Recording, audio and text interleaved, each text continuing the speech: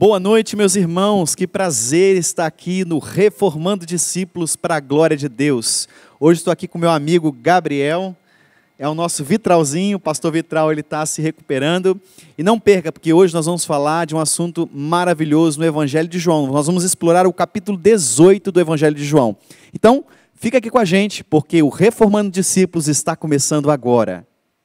Reformando Discípulos para a Glória de Deus. Muito bem, então temos aqui o nosso irmão Gabriel Vitral, está aqui bem representando pelo pai dele, né? O pastor Vitral, ele teve um problema de saúde, mas louvado seja o Senhor, já está se recuperando, em breve vai estar aqui na igreja e vai estar assumindo o posto dele de novo. Eu estou aqui substituindo, mas eu espero muito, meus irmãos que estão acompanhando, que esse estudo seja enriquecedor para a sua vida espiritual, assim como tem sido para a nossa, né, Gabriel? Sim, exatamente. Uma bênção. Hoje nós vamos tratar então do capítulo 18 do Evangelho escrito por João. Inicialmente, Gabriel, nesse capítulo 18, João começa a descrever o fato de que o Senhor Jesus, juntamente com seus discípulos, foram a uma região, a um jardim chamado Getsêmani. E naquela ocasião, ele foi porque já tinha ceado com seus discípulos no cenáculo, e assim eles foram em direção ao Getsêmani. E aquela região era uma região muito conhecida, inclusive por Judas Iscariotes, que traiu Jesus Cristo, entregando-o assim para as autoridades judaicas.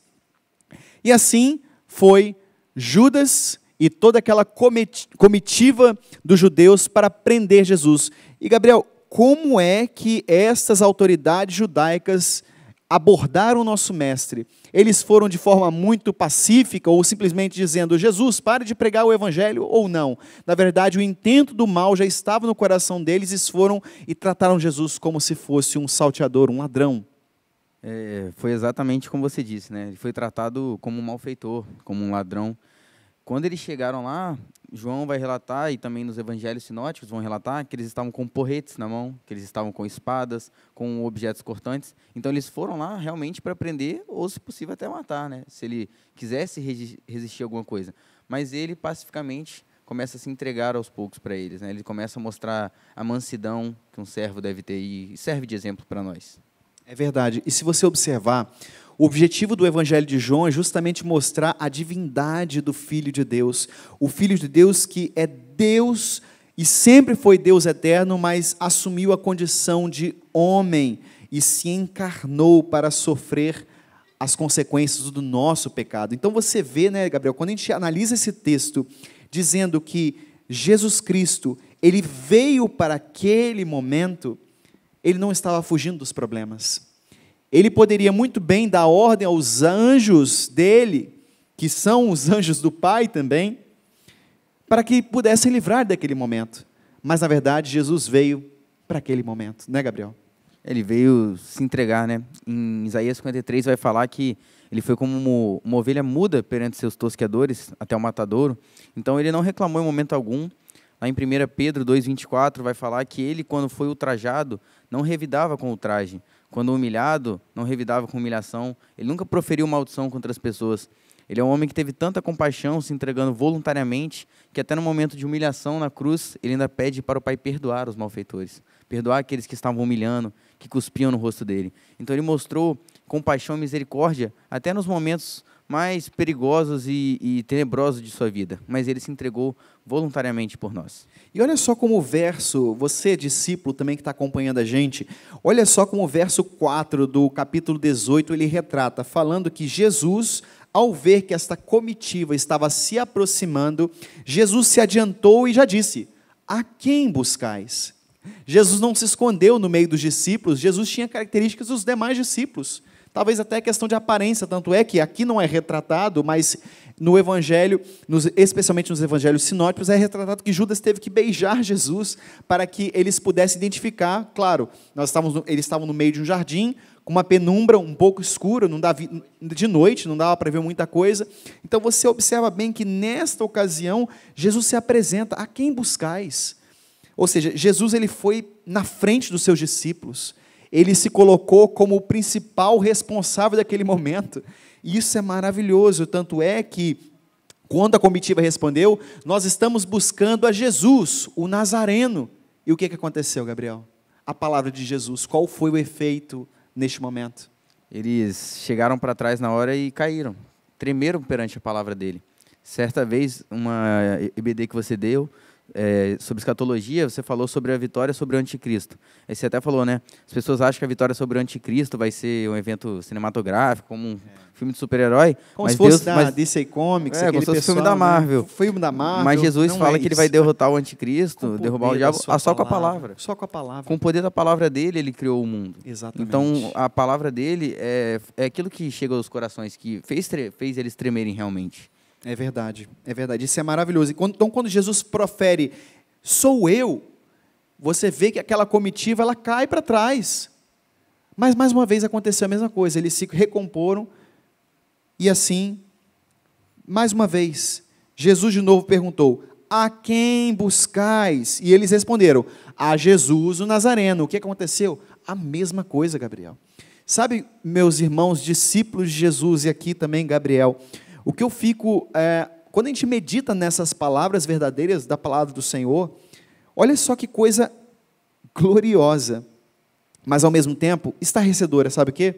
Porque Jesus proferiu, sou eu, nas duas vezes eles caíram por terra, tamanho o poder de dizer que o eu sou do Antigo Testamento estava encarnado como pessoa, e ao dizer aquelas palavras, aquelas pessoas caíram por terra. Então, observa bem, eles se converteram, Gabriel? Eles por acaso se arrependeram da maldade? Eles viram na frente deles um fenômeno sobrenatural, eles caíram para trás. Isso foi suficiente para eles se arrependerem? Não.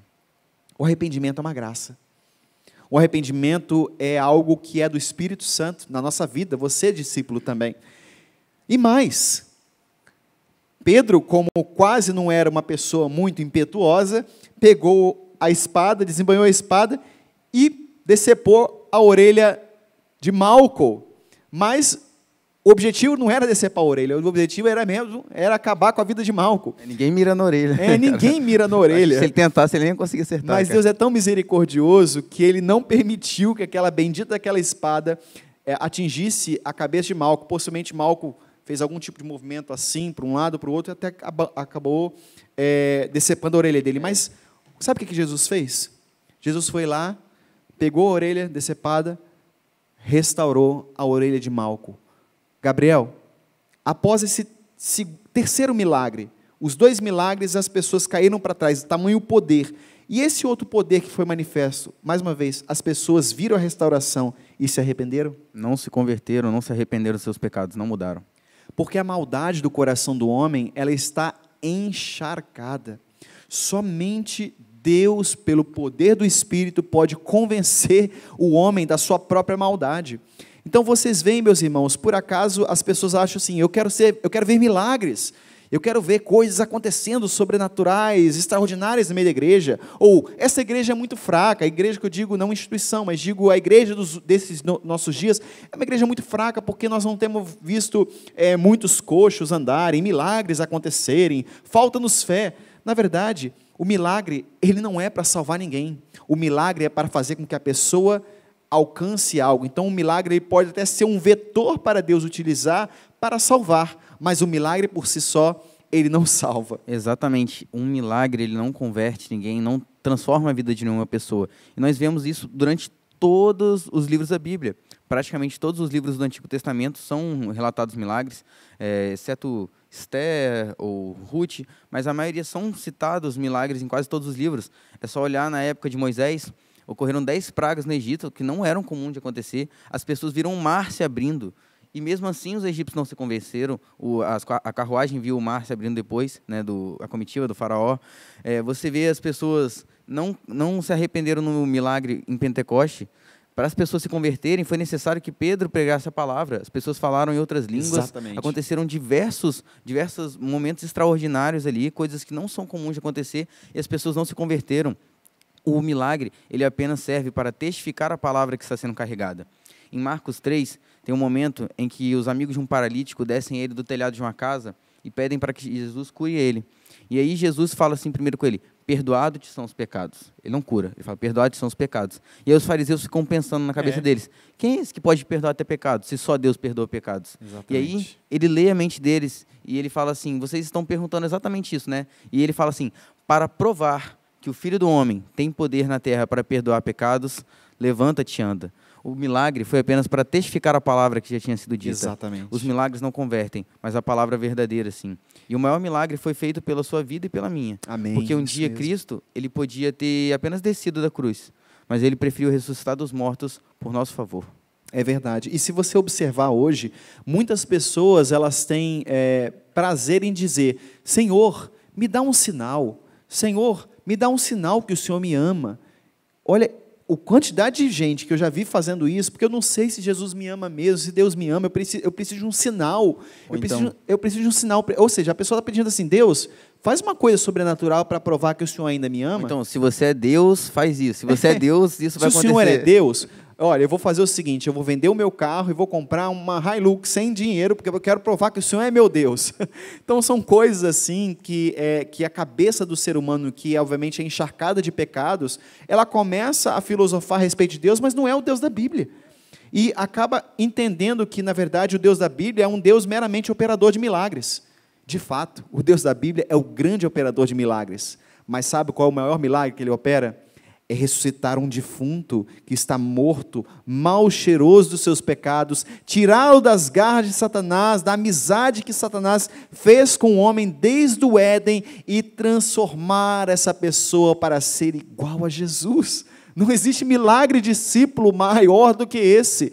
São os milagres que Deus opera. Então, você, por acaso, se você fica o tempo todo, Senhor, mostra-me um milagre, eu preciso ver um milagre, se o Senhor me ama ou se não ama, saiba de uma coisa, a palavra de Deus é suficiente para você crer em Jesus, porque a fé vem pelo ouvir e ouvir da palavra de Deus. A fé, ela é operada pelo poder sobrenatural do Espírito Santo em nossos corações. O que você citou sobre pessoas pedirem milagres, tem uma passagem em Mateus 12, quando Jesus está falando com as pessoas, e ele fala assim, que as pessoas queriam ver milagres a todo momento, né? Onde ele passava, as pessoas queriam ver ações sobrenaturais. E ele fala assim, uma geração incrédula e perversa pede por sinais, mas nenhum sinal será maior do que vocês já viram do profeta Jonas, que passou 3 dias na barriga de um grande peixe. Ele estava falando sobre a ressurreição. Ele falando, depois o Filho do Homem passará 3 dias no seio da terra. Ou seja, as pessoas estavam pedindo por sinais. Por quê? Porque elas são incrédulas e perversas. Uma pessoa que não é verdadeiramente transformada, que não tem um coração regenerado, que não entendeu a salvação através da graça, ela pede por sinais, porque apenas a salvação não é suficiente para ela. É verdade. Isso demonstra, na verdade, imaturidade espiritual. A pessoa precisa ver para crer. E, na verdade, a vida cristã não é dessa maneira. Na verdade, nós cremos, e a fé nos induz à esperança, à perseverança. Então, agora, observem bem, discípulos, vocês que estão nos assistindo agora também, nós aqui também estamos. Após esse episódio, eles amarraram Jesus como se fosse um preso, um malfeitor, e levaram para a casa de Anás. E é importante a gente ressaltar aqui que Anás também era sumo sacerdote dessa época, mas também Caifás, né, Gabriel? Já era visto a corrupção da época, né? Porque não podia ter 2 sumos sacerdotes, era um só. E ainda era nepotismo. Porque Anás era sogro de Caifás. Então você vê que a corrupção era generalizada não só na política, mas na religião também. E após o evangelho escrito por João relatar que Jesus foi se apresentar, na verdade ele foi apresentado a Anás naquela condição, João abre um parêntese no texto e começa a tratar a respeito de Pedro. E o interessante é que neste episódio especificamente, quando João está escrevendo, ele escreve Simão Pedro e outro discípulo. Na verdade, João está falando de si mesmo, porque João ele tinha entrado, ele conhecia, no caso, o sumo sacerdote, então ele tinha entrado ali, uma possibilidade de entrar na casa de Anás para ali, então, ver o próprio Cristo e acompanhar de longe, no caso. E Pedro foi com ele.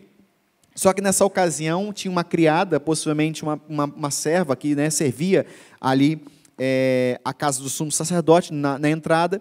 E naquela ocasião, então, que João conseguiu fazer com que Pedro entrasse, né? João tinha as credenciais necessárias para entrar ali, porque era conhecido dele. A criada foi e falou, não é você um dos discípulos daquele homem? E Pedro negou. Não, não sou, respondeu Pedro.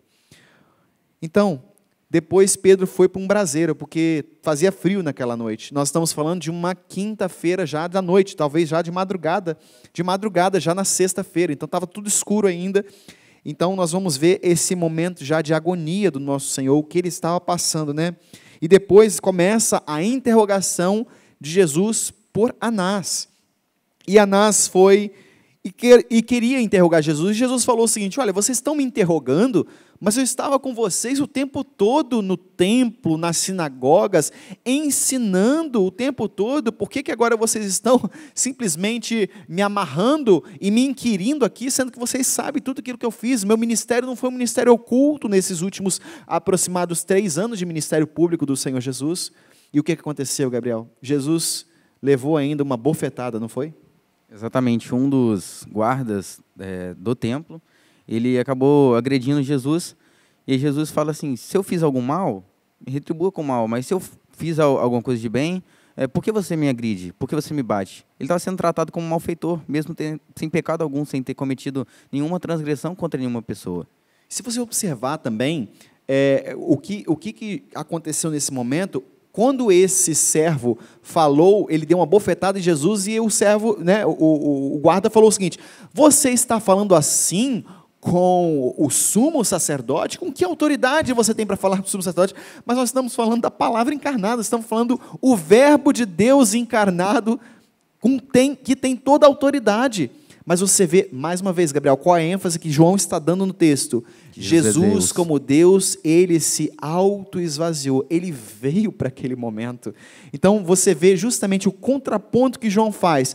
A palavra de Deus, a palavra encarnada, o Deus Filho encarnado, ele sofrendo um tapa, e ainda o soldado falando: quem você pensa que é para falar com o sumo sacerdote? E eles ainda zombam dele, porque aqui não está descrito, mas em Lucas 22, quando vai contar essa mesma ocasião, mas com detalhes diferentes, fala que mais de um dos guardas batia nele, eles esbofeteavam ele no rosto, e aí um dos guardas zombou e falou assim: se você realmente é o Filho de Deus, profetiza e diga quem está batendo em você. Então, depois que Jesus foi apresentado então a Anás, você observa muito bem que depois João volta de novo em Simão Pedro. Simão Pedro, você lembra que nós acabamos de falar, ele estava se aquecendo nesse momento, naquela fogueira, e aí vem um daqueles e fala: olha, você é um dos discípulos dele. E Pedro falou: não sou. Aí veio outro homem e falou o seguinte: olha, eu estava lá no Getsêmani e eu vi aquele episódio. Você estava lá. E Pedro mais uma vez falou: não sei do que você está falando. E você vê que o que aconteceu? O cumprimento da profecia de Jesus, o galo cantou. Porque em outro momento Jesus já havia dito: antes que o galo cante, Pedro, você me negará 3 vezes. E após a terceira negativa de Pedro, o galo cantou. E um detalhe que é interessante, que novamente também não está descrito aqui, mas fala que em Mateus, vai dizer que Pedro xingava as pessoas que falavam isso com ele, que perguntavam: você é o praguejava, sim. Fala que ele lançava Exatamente. maldições contra as pessoas. Não exatamente. sou eu de jeito nenhum. E aí você vê que um homem, Pedro era um homem que ele estava pronto a morrer por Jesus quando ele estava com a espada na mão. Quando ele corta a orelha de Malco, Jesus logo fala com ele, lá em Mateus 26, que Pedro, quem viver pela espada perecerá. E aí ele era um homem, ele era um crente que estava pronto a morrer por Jesus no momento em que ele estava com a espada na mão, na hora que ele estava forte. Mas no momento em que Jesus tinha sido preso, que ele estava fraco ali, ele não estava pronto. Ele estava pronto a morrer por Jesus batalhando, mas ele não estava pronto para ser crucificado junto com Cristo. E aí você vê que logo em João 21, dá só um adiantado, quando Jesus se encontra com Pedro novamente, né, e aí Pedro é chamado de volta ao ministério, ele fala assim: quando você era mais novo, te cingia os pés e andava por onde querias. Mas quando fores mais velho, e não só fala de idade, mas de maturidade. Fala, você estenderá os braços, estarás pronto para fazer o que você não fez. E estender os braços era exatamente isso. Pedro não estava pronto para ser crucificado com Cristo. Exatamente. Ele não estava pronto para isso. Exatamente. Mas naquele momento depois ele vai estar pronto. Então, ele é o que você falou quando a gente conversou mais cedo. Ele é todo crente. Ele é um cristão. Verdade, Gabriel. Quando você analisa, Pedro é um verdadeiro cristão. Às vezes a gente fica assim apavorado que algumas pessoas criticam o apóstolo Pedro, porque o apóstolo Pedro era muito assim, era muito entrão, era muito... Não, na verdade, ele falava e depois não cumpria as promessas. Na verdade, Pedro é um verdadeiro cristão, um homem que amava Jesus, mas às vezes ele se exaltava. Quando ele falava, Senhor Jesus, estou pronto para morrer contigo. E Jesus fala, você não está pronto coisa nenhuma, Pedro. Você não ama como eu te amo. Então, Pedro, ele demonstra exatamente um verdadeiro cristão que ama Jesus, mas acha que ama o suficiente para fazer coisas. Na verdade, Pedro foi até presunçoso ao falar, eu vou até a morte por ti. E, na verdade, nós vimos que Pedro, com aquela coragem falsa, tentou defender Jesus, e Jesus falou, para com isso, eu vim para esse momento. E aqui, logo depois que ele foi interrogado, ele só falou assim, você é um discípulo dele? Pedro tinha convivido com ele, irmãos, durante esses tantos anos desse ministério, e Pedro falou, não, eu não sou.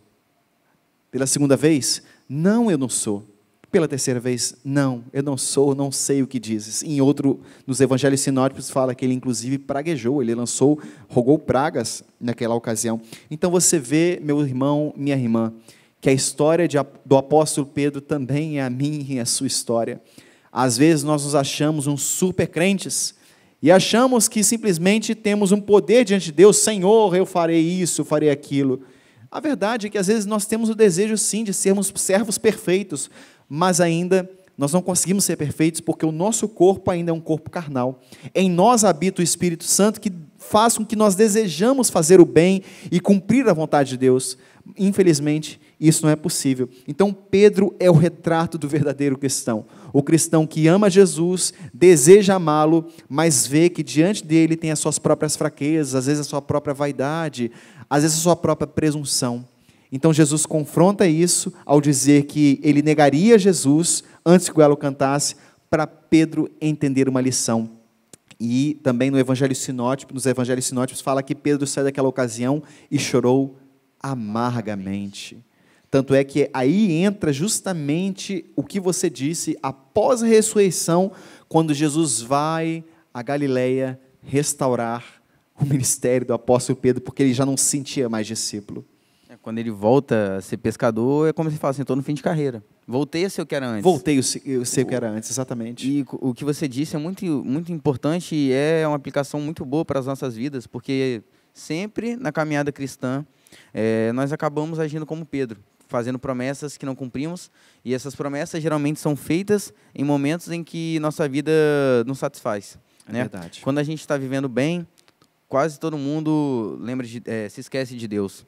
E aí, no momento que aperta mesmo, é que você vê que você não tem força suficiente. Exato. E você faz promessas no momento que você está bem. Pedro, quando ele estava se sentindo bem, ele falou assim, não, eu vou fazer isso. Mas na hora que a coisa realmente apertou, ele teve temor não se dos segurou. homens.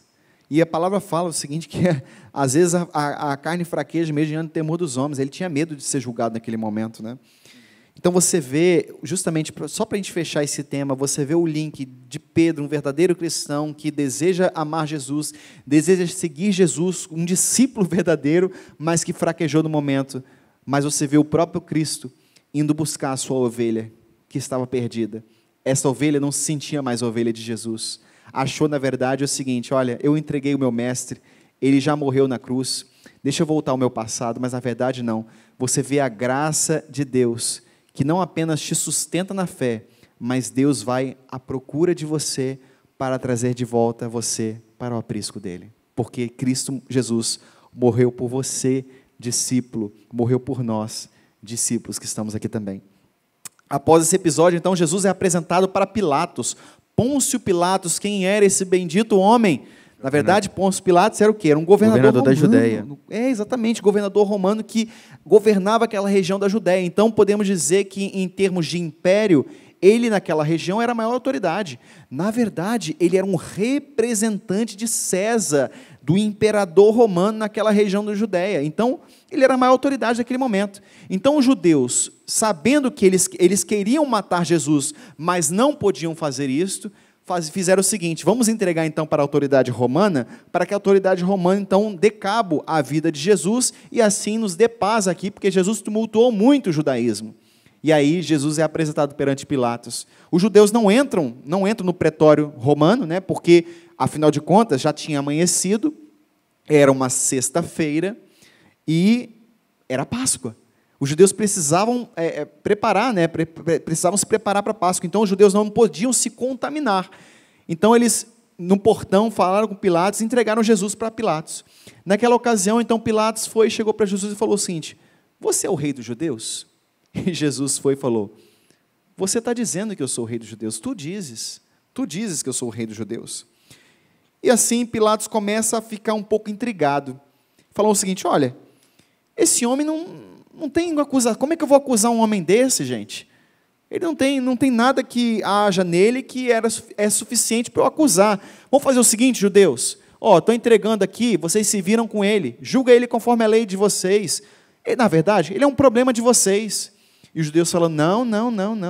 Ele não é um problema só nosso, não, Pilatos. Ele é um problema de Roma, sabe por quê?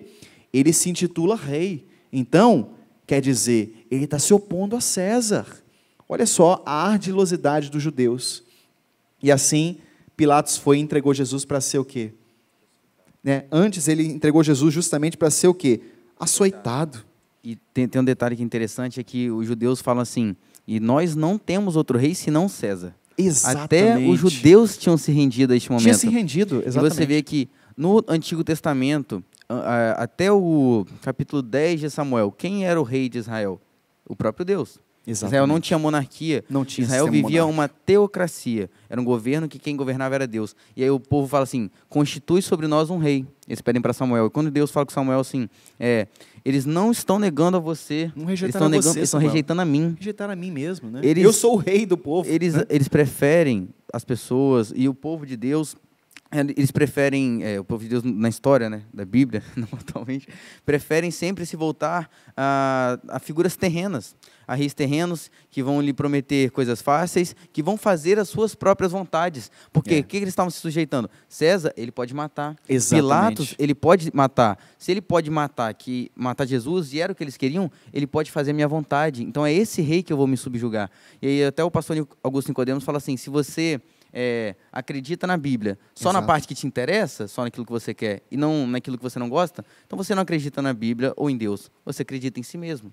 Exatamente. Eles não estavam acreditando realmente no rei divino, naquele que estava acima de todos, mas se renderam à corrupção e ao governo humano, que está sujo e corrompido pelo pecado. Exatamente. E Jesus fala para Pilatos: meu reino não é deste mundo.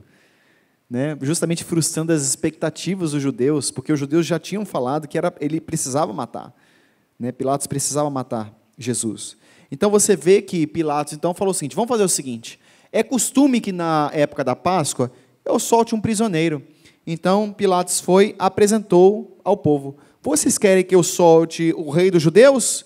E eles gritaram novamente: não este, mas Barrabás. E João encerra o seu capítulo falando o seguinte, João encerra esta parte falando: ora, Barrabás era um salteador, em outras palavras. O próprio Cristo estava sendo trocado por um malfeitor, por alguém que era um ladrão daquela época, uma pessoa extremamente malfeitora. Na verdade, Jesus Cristo estava sendo trocado por este. O povo queria César e preferiu um ladrão em detrimento de Cristo. Mas, mais uma vez, João está ressaltando que Jesus veio para este momento. Discípulo, eu espero que você tenha sido edificado por este estudo. Saiba de uma coisa: todas as coisas aqui que nós dissemos é algo tão maravilhoso, mas isso nos faz refletir muito quem nós somos e quem o nosso Senhor Jesus Cristo é. Jesus Cristo é Deus. Ele tinha poder para livrar a Ele próprio, mas em todos os instantes, inclusive no Evangelho escrito por João, João dá essa conotação de que Jesus podia fazer tudo para se salvar. Mas, na verdade, Ele preferiu se entregar em favor dos seus eleitos, em favor dos seus amigos, do seu povo. Que graça maravilhosa, né, Gabriel? Mas o que você citou aqui, do verso 36 ao 40, quando ele fala assim: o meu reino não é deste mundo, ele fala: se fosse deste mundo, ele mandaria meus soldados, meus servos viriam me buscar, pelejariam por mim. Esse é um reino que é espiritual. Em João 3, quando Jesus conversa com o fariseu Nicodemos, ele fala que o reino dele, que ele estava trazendo, não era deste mundo, é o reino dos céus. Exatamente. Que só é possível você entrar se você nascer da água e do Espírito, né? Um reino que você tem que ser regenerado.